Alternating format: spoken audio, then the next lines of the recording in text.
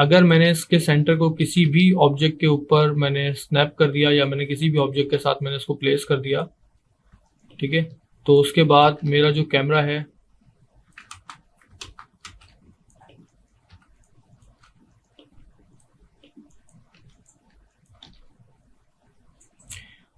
जो मेरा कैमरा है वो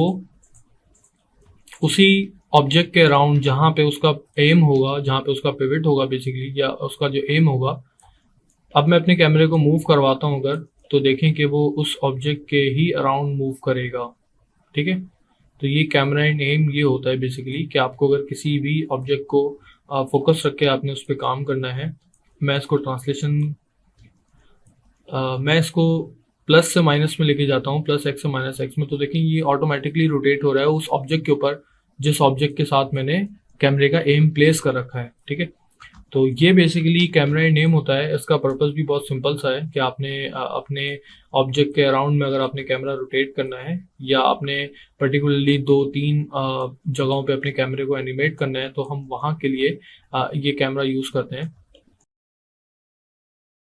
इसी तरह से अगर हम अपने थर्ड कैमरे की बात करते हैं, हम क्रिएट कर लेते हैं अगेन एक और कैमरा जो कि कैमरा एम एंड अप के नाम से होगा, ठीक है। डिफ़ॉल्ट ऑप्शन पे हम इसको क्रिएट कर लेते हैं। जैसे ही हम इसको क्रिएट करेंगे तो आप देखेंगे कि आपके सीन में टोटल 3 चीज़ें न्यू क्रिएट हुई हैं, जो कि एक कैमरा होगा आपका। हम इसको मूव कर लेते हैं, ठीक है।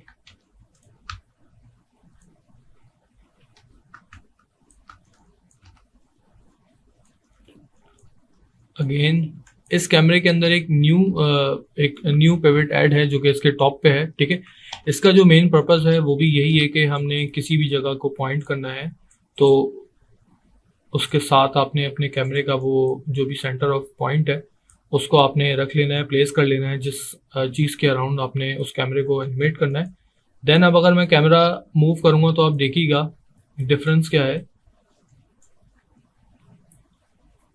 ठीक है। यानी कि जो मेरे कैमरे के टॉप के ऊपर जो एक और सेंटर पॉइंट दिया हुआ है या जो पॉइंट मुझे नज़र आ रहा है जिसको मैंने अभी सेलेक्ट किया है, वो कैमरे को वर्टिकली रोटेट करेगा। अपने कैमरे को आप टिल्ट कर सकते हैं या आप उस कैमरे को कम्प्लीटली 360 पे रोटेट कर सकते हैं, ठीक है। तो ये बेसिकली इस कैमरे का पर्पज़ है, ठीक है। यूजुअली हम जो कैमरा यूज़ करते हैं वो सिंपल कैमरा यूज़ करते हैं। उसके अंदर अगर हमें इस तरह की कोई चीज़ करनी होती है तो समटाइम हमें काफ़ी ज़्यादा प्रॉब्लम होती है। तो हम पर्टिकुलरली कुछ शॉट्स के अंदर हम ये यूज़ कर सकते हैं कि हम इस तरह से किसी की एनिमेशन देना चाह रहे हैं कैमरे को। अगर आप किसी टनल के अंदर आप एनिमेट करना चाह रहे हैं और कैमरा चाह रहे हैं आपके वो सोल्ड इफेक्ट के साथ एनिमेट हो, तो उसमें हम इस तरह की कोई चीज़ यूज़ कर सकते हैं। तो इस लेक्चर में हमने देखा कि माया के अंदर कैमरा टाइप्स कितनी होती हैं और ऑर्थोग्राफिक कैमरा हम आगे मॉडलिंग में देखेंगे, मज़ीद इसको एक्सप्लोर करेंगे कि हम किस तरह यूज़ कर सकते हैं और माया के जो अपने कैमराज हैं वो हम कहाँ कहाँ यूज़ कर सकते हैं। हमने ये भी इसको देखा। बाकी मज़ीद हम कैमराज के ऑप्शंस को एक्सप्लोर करेंगे मॉडलिंग के सेक्शन में। हम अब थोड़ा सा देखेंगे अपने लेआउट्स की तरफ कि कैमराज और लेआउट्स किस तरह से साथ साथ चलते हैं। आप देख रहे होंगे कि हमारी जो मेन टूल बार है उसके नीचे कुछ ऑप्शंस आपके मौजूद हैं, जिसमें से हम अभी फ़िलहाल 2 ऊपर के ऑप्शंस यूज़ करेंगे जो कि मैं हाईलाइट कर रहा हूँ इस वक्त, जो कि आप देख सकते हैं कि ये 2 ऑप्शंस हैं। सबसे पहला ऑप्शन है पैनल लेआउट का, सेकंड ऑप्शन है सबसे ऊपर जो है वो एक सिंगल व्यू पोर्ट है, ठीक है, और उसके नीचे आपको 4 अलग अलग किस्म के बॉक्सेस नज़र आ रहे हैं। अभी फ़िलहाल मैं बात करता हूँ सेकंड वाले की। अगर मैं इसको क्लिक करता हूँ तो हमारे सामने 4 अलग अलग किस्म के कैमरास अपेयर हो चुके हैं, ठीक है। सबसे राइट टॉप के ऊपर जो मौजूद है वो आपका वही पर्सपेक्टिव है जो आपने अभी फुल स्क्रीन पे जिस पे हम अभी काम कर रहे थे। लेफ्ट हैंड साइड पे आप देखेंगे तो आपके पास टॉप एक ऑर्थोग्राफिक कैमरा है जो टॉप नेगेटिव वाई के ऊपर दिखा रहा है आपको, ठीक है। और उस टॉप कैमरे के नीचे आप देखेंगे कि फ्रंट कैमरा है, फ्रंट नेगेटिव जी के अंदर, फ्रंट माइनस जी के अंदर, और फ्रंट माइनस जी के राइट हैंड साइड पे पर्सपेक्टिव के बॉटम पे आप देखेंगे कि साइड माइनस एक्स के नाम से एक कैमरा है जो कि तीनों ऑर्थोग्राफिक कैमराज हैं। ये 3 कैमराज रखने का मकसद ये है कि अगर मैं कुछ किसी भी किस्म का कोई मॉडलिंग का काम कर रहा हूँ या मैं एनिमेशन का काम कर रहा हूँ तो उसके अंदर मैं एट अ टाइम देख सकता हूँ कि अपने कैरेक्टर को या अपने मॉडल को इस क्वाड लेआउट का पर्पज़ ये होता है कि अगर मैं किसी भी चीज़ के ऊपर, लेट्स से कि अगर मैं इस पाइप को मूव करूं कहीं पे, तो मुझे आइडिया हो कि वो किस जगह पे एक्यूरेटली मूव हो रहा है। लेट्स से कि मैं पर्सपेक्टिव में इस एंगल से देख रहा हूँ, ठीक है, और मुझे नहीं पता कि इसके पीछे या इसके साइड में क्या ऑब्जेक्ट्स हैं, तो मैं यहाँ से अपने पाइप को देखें मैं मूव करूँगा तो वो हर पैनल के अंदर एक साथ अपडेट होगा, या एक साथ उसकी जो भी मूवमेंट है वो मुझे अपडेट हो रही है। तो ये बेसिकली कॉर्ड लेआउट जो होता है ये आपकी मॉडलिंग में एक्सट्रीमली हेल्पफुल होता है, आपकी एनिमेशन में एक्सट्रीमली हेल्पफुल होता है। इस कॉर्ड लेआउट के थ्रू हम बहुत सारी चीज़ों का हमें बहुत सारी चीज़ों का पता चलता है रियल टाइम में कि हमारी जो ऑब्जेक्ट प्लेसिंग है वो ठीक हो रही है या नहीं हो रही। लेट्स से कि अगर मैं अगर अपने फ्रंट पे आके इसको कहीं पे प्लेस करना चाहूँ तो हो सकता है कि मैं फ्रंट पे सही प्लेस कर दूं, लेकिन वो मेरे एक्चुअल टॉप के अंदर कहीं पे इस तरह से प्लेस हो रहा हो, तो वो चीज़ फिर आपको प्रॉब्लम क्रिएट करती है। तो हमें इस कॉर्ड लेआउट को एक्टिव रखने का पर्पज़ जो